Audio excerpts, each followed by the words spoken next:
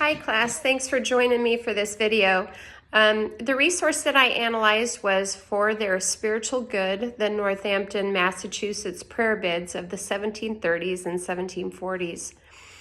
As I looked around my own classroom today, I took inventory of all the special little notes and requests that I've gotten from my students this year. And some of the requests were for prayer, and others were for praises or concerns. And I found it fascinating that Jonathan Edwards saved his prayer bids and carefully wove them into a journal. In a time when the enlightened were moved to reason, these prayer bids from congregants served as a petition against reason and for faith. Edwards preached of justification by faith alone, and these bids are evident of his congregants putting their faith into practice. This congregational prayer showed that the church was not only faithful, but that it was like an extended family, congregants helping each other. And I found that that was really special as well. These prayer bids are proof that in congregational prayer, the priesthood of all believers became a reality.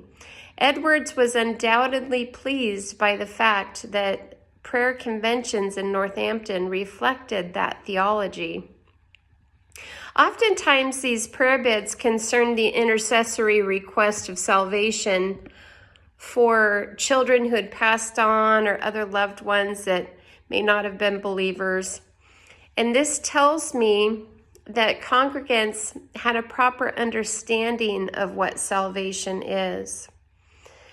R.C. Sproul writes in Chosen by God that we can have a proper understanding of what salvation is and still delude ourselves about whether or not we meet the requirement of salvation.